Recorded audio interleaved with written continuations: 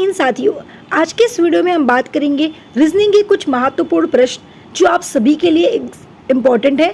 तो आइए देखते हैं किस टाइप के क्वेश्चंस आपके एक रीजनिंग से क्वेश्चन आपके पूछे जाते हैं। यदि आप रीजनिंग का पेपर सॉल्व करते हैं, रीजनिंग के क्वेश्चन सॉल्व करते हैं, तो आप ही हमारे 10 क्वेश्चन में से 8 आंसर का जवाब दीजिए। तो आइए वीडियो में लास्ट तक बने रहिएगा। क्वेश्चन फर्स्ट क्या है, आइए देखते हैं। क्वेश्चन फर्स्ट है आपका, दिए गए विकल्पों में से संबंधित संख्या को चुनिए। देखिए आपके कुछ संख्या दिए हुए हैं और इसमें से आपको कुछ विकल्प को चुनना है कि कौन सा इसका राइट आंसर होगा।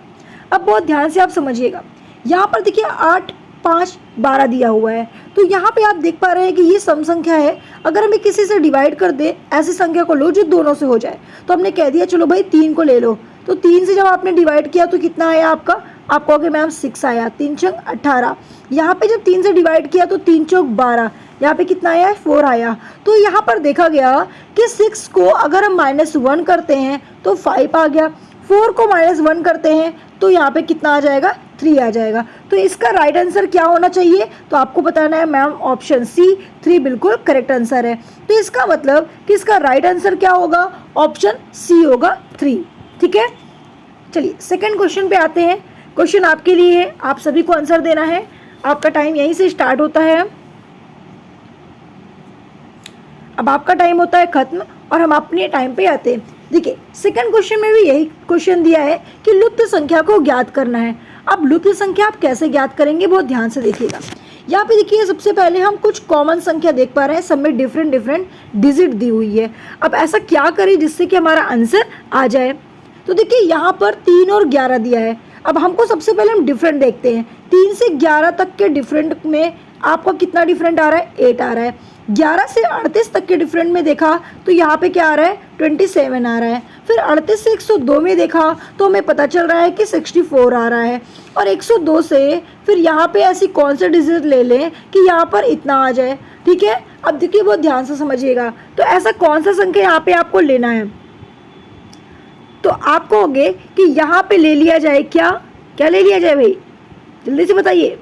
ऐसी कौन सी संख्या को हम ले लें यहाँ पे,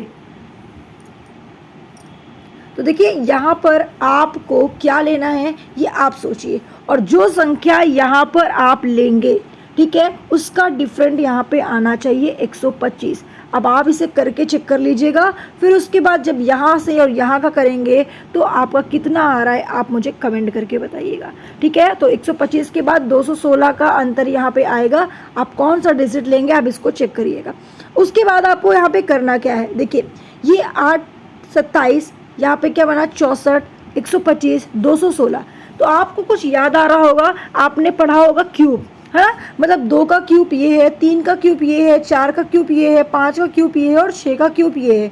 तो यहाँ पे आपको देखने के लिए मिल गया कुछ इस तरीके से। तो मतलब ये सारे क्यूब है, इसका मतलब ये हमारा आंसर भी सही है। तो आप चेक करिएगा कि आपका आंसर कौन सा इसमें करेक्ट आंसर आ रहा है। ठीक है, चलिए क्वेश्चन नंबर आते हैं हम लोग थर्ड पे। थर्ड क्वेश्चन यहाँ पे कह रहा है, किन 2 चिन्हों को परस्पर बदलने से निम्न में से सही हो सकता है। देखिए यहाँ पे कुछ चिन्ह दिए हुए हैं, तो यहाँ पर आपको देखना है कि ऐसा कौन सा हम चिन्ह को बदलें जिसका हमारा आंसर मैच कर जाए, मतलब कि यहाँ पे टोटल 57 आ जाए। तो चलिए मैच करके देखते हैं।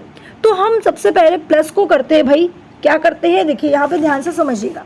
यहाँ पे क्या लिखा हुआ है, यहाँ पे लिखा है 15 + 3 × 9। ठीक है, तो मैं यहाँ पे जो एक हम यहाँ पे बनाते हैं, ठीक है, बहुत ध्यान समझिएगा। मैं यहाँ पर बना रही हूँ भाई क्या, 15 + 3, हमने प्लस को प्लस में ही रखा अभी। ठीक है, अभी आपका ये दिया हुआ है, ध्यान समझिएगा। यहाँ पे आपको ये दिया हुआ है क्वेश्चन, अब मैं इसको बना रही हूँ। चलिए मैंने क्या किया, मैंने यहाँ पे कुछ सिंबल को चेंज किया। मैंने प्लस की जगह डिवाइड का चिन्ह लगा दिया। यहाँ पे किसकी बात कर रहा है, यहाँ पे कर रहा है कि परस्पर बदलने पर क्या चिन्ह को बदलना है। तो मैंने प्लस की जगह डिवाइड का चिन्ह लगा दिया। फिर 3 × 9 - 4 और डिवाइड की जगह क्या लगा दोगे, प्लस कितना 16 इक्वल कितना 57। समझ में आया आपको यहाँ पे। ठीक है, तो आपको यहाँ पे करना है भाई, देखो यहाँ पे आपको क्या करना है। अब देखिएगा 3 से 15 में भाग देंगे तो 3 × 5 = 15 हो जाएगा, इंटू फिर से आपको वही नोट कर लेना है। ये आपने नोट कर लिया। तो आपको देखना है क्या 57 आ रहा है कि नहीं आ रहा है। बहुत ध्यान से देखिएगा तभी आपको समझ में आएगा। ठीक है, ये लो मैंने इसको फिर से नोट कर दिया, टोटल यहाँ पे नोट कर दिया। ठीक है, ये अब देखिए 9 पचे 45। ठीक है, यहाँ पे देखो 9 पचे 45 किया। उसके बाद यहाँ पे फिर से वही आप नोट कर दोगे। करने के बाद देखो 9 पचे 45 तक आया। तो जब यहाँ पे 45 को 4 से माइनस करोगे तो कितना आएगा भाई, आप कहोगे मैम 61 आएगा। ठीक है, तो यहाँ पे आप क्या लिखोगे 61 आएगा। उसके बाद देखिए यहाँ पे बचा क्या आपके पास, 9 पचे 45 को माइनस किया, यहाँ पे ये आ गया। अब आपके पास क्या बचा यहाँ पे आप देख पा रहे हैं, -4 बचा। ठीक है, -4 को आप नोट किए तो यहाँ पे टोटल आपके पास क्या बचा, -4 बचा। तो आप यहाँ पे लिख दीजिए -4, मतलब कि 61 के बाद आप क्या लिख देंगे, यहाँ पे -4 लिख देंगे, 61 -4। ठीक है, ये मैंने लिख दिया। और उसके बाद इक्वल कितना 57। अब देख लीजिए यहाँ पे आपको कि 61 में से जब 4 को घटाएंगे तो कितना आ जाएगा आपका, 57 ही आएगा। बिल्कुल आएगा। तो इसका राइट आंसर क्या हो जाएगा, 57 हो जाएगा। तो इसका मतलब कि इसका आंसर बिल्कुल करेक्ट है। ठीक है, तो आपने क्या किया, कौन से चिन्ह को यहाँ पे बदला है, तो आपको बताना है कि यहाँ पे हमने भाई किसको बदला है, आपने प्लस को किस में चेंज किया है, डिवाइड में। तो इसका आंसर क्या होने वाला है आपको हमें कमेंट करके बताइए, क्या होगा इसका आंसर। आपने क्या किया इसका भाई, प्लस को आपने क्या किया, डिवाइड में चेंज किया, और डिवाइड को आपने प्लस में चेंज किया। ठीक है, तो इसका आंसर कौन सा होगा, तो आप कहोगे मैम डी। ठीक है, चलिए क्वेश्चन नंबर 4, दिए गए विकल्पों में से संबंधित संख्या को चुनना है।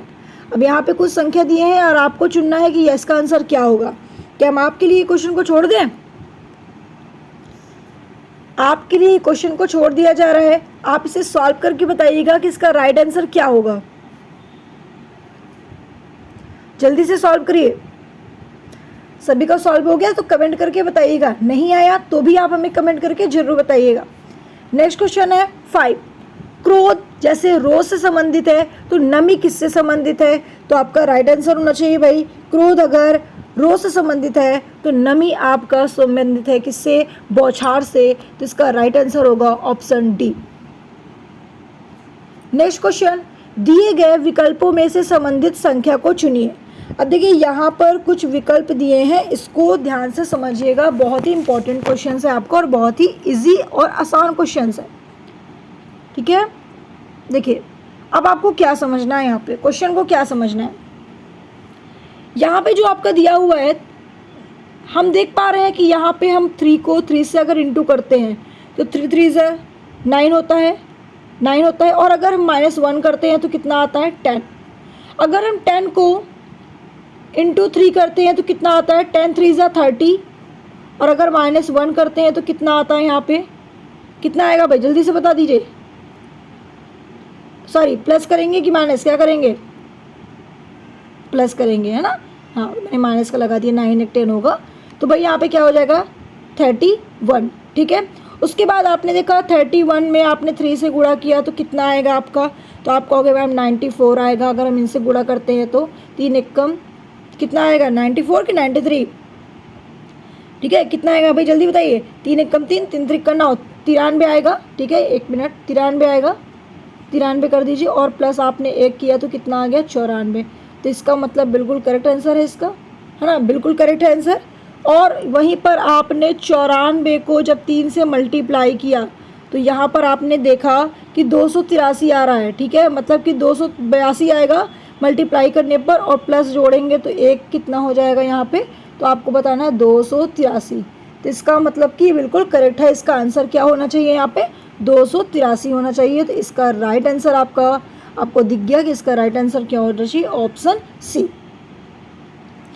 क्वेश्चन नंबर आते हैं हम लोग 7 पे। 7 नंबर क्वेश्चन थोड़ा सा इंपॉर्टेंट है और काफ़ी हाईलाइट क्वेश्चन भी है। इस तरह के क्वेश्चन पूछे जाते हैं आपके एग्जाम में।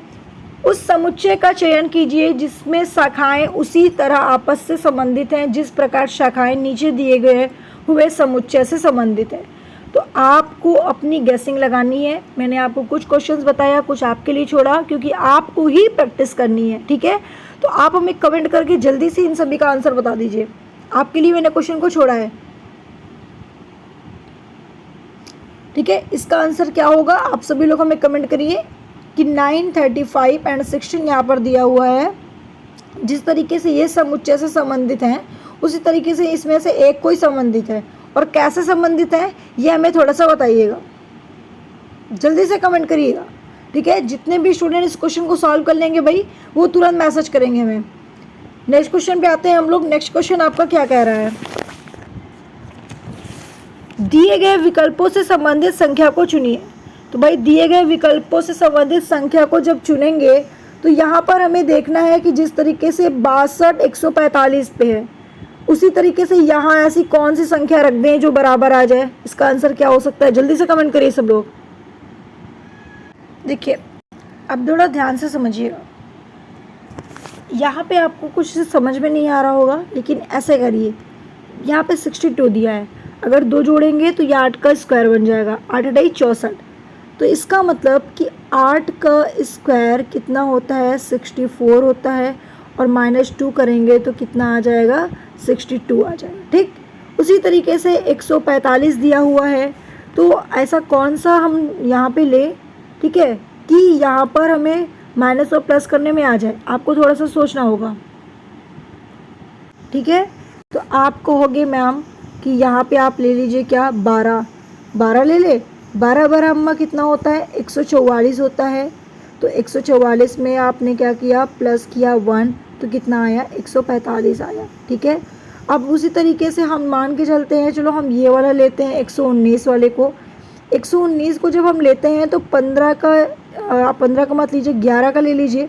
11 का स्क्वायर जब लेंगे तो 11 ग्राम में कितना होता है, 121 होता है। आपने 2 माइनस किया यहाँ पे तो कितना आ गया, 119 आ गया। उसी तरीके से जब 15 का स्क्वायर लेंगे तो 15 का स्क्वायर कितना होता है भाई, 15 का होता है 15 15 अम्मा 225 होता है, ठीक है। अब जब 225 में आपने क्या किया, 225 में 1 माइनस किया तो कितना आ गया, 226 आ गया। तो इसका मतलब कि आपका आंसर बी वाला बिल्कुल करेक्ट है। तो आपको ऐसे सॉल्व करना है, ठीक है। इसका राइट आंसर क्या होगा, आपका ऑप्शन बी होगा। 9 नंबर क्वेश्चन है, देख लीजिए, ध्यान से समझिएगा 9 नंबर क्वेश्चन को। 5 लड़के एक पंक्ति में बैठे हैं, ठीक है, और ए बी के दाएं हैं। ध्यान से समझिएगा, बनाइएगा, ठीक है। यहाँ पे कह रहा है ए बी के दाएं हैं, तो जरा ए को 20 के दाएं बना दो, ठीक है। बनाते हैं, चलिए 1 मिनट। देखिए कैसे बनाएंगे आप लोग, यहाँ पे एक लाइन ऐसे खींचिए, ठीक है। अब यहाँ पे कह रहा है कि ए बी के दाएं पे है, तो यहाँ पे मान लेते हैं कि एक हमारा ए है और बी के दाएं में क्या है, मतलब बी के दाएं में क्या है, ए के दाएं में बी है। तो यहाँ पे आपने ए लगाया तो बी आपका कहाँ पे होगा, दाएं ओर होगा, तो ये आपने दाएं ओर बी लगा लिया, ठीक है। उसके बाद ई बी के बाएं है, ई को बी के बाएं है तो बी के बाद बाएं ई लगा दिया, ठीक। उसके बाद परंतु सी के दाएं भी है, तो भाई सी के दाएं है तो सी यहाँ पे लग जाएगा। अब बचा क्या आपके पास, डी, तो डी को आप कहाँ लगा दोगे, यहाँ। तो पूछा है कि मध्य में कौन बैठा है, तो भाई ये 2 के बीच में बी मिला, तो इसका आंसर आप लोग लगा देंगे बी। तो आपका इस तरीके से क्वेश्चन सॉल्व हुआ। नेक्स्ट है आपका, निम्नलिखित शब्दों में से एक तार्किक एवं अर्थपूर्ण क्रम में व्यवस्थित कीजिए। तो यहाँ पे देखिए क्या डिफरेंट है, ध्यान से समझिएगा। तार्किक एवं अर्थपूर्ण क्रम में व्यवस्थित करना है, बच्चा, विवाह, नवजात, रोजगार या फिर शिक्षा। क्या होगा इसका आंसर, आप सभी लोग हमें इसका आंसर कमेंट करके जल्दी से बता दीजिए। इसका आंसर क्या होने वाला है भाई, बहुत इजी सा क्वेश्चन है ये आपके लिए, ठीक है। और मैं उम्मीद करती हूँ कि सभी लोग इसका आंसर आप लोग बताएंगे। क्या हो सकता है, चलिए देखिए। तो आई थिंक इसका आंसर आप लोग लगा चुके होंगे, तो आप लगा लीजिए, मैं बता दे रही हूँ इसका आंसर बी होना चाहिए। क्यों भाई, बच्चा, विवाह, रोजगार किया, फिर शिक्षा किया, तब लास्ट में जाकर कहीं विवाह किया, तो इसको अर्थपूर्ण क्रम में लगाना है। तो क्रम में लगाने के लिए भाई यहाँ पे विवाह थोड़ा सा नीचे होना चाहिए, इसलिए इसका राइट आंसर क्या होगा, ऑप्शन बी, विवाह। तो ऐसी वीडियो देखने के लिए चैनल को सब्सक्राइब करके वीडियो को लाइक करके शेयर करना बिल्कुल मत भूलिएगा। हम ऐसे ही क्वेश्चन आपके लिए लाते रहेंगे और आपको हम ऐसे ही क्वेश्चंस की सॉल्व कराते रहेंगे। तो आपकी प्रैक्टिस के साथ साथ आपको टाइम मिलेगा क्वेश्चन सॉल्व करने में, और जहां नहीं आएगा आपको मज़ा भी आएगा। तो डेली रीजनिंग के अगर आप 10 क्वेश्चन को मिक्स क्वेश्चन सॉल्व करते हैं तो मैं उम्मीद करती हूँ कि आपकी प्रैक्टिस बहुत ही अच्छे से होगी।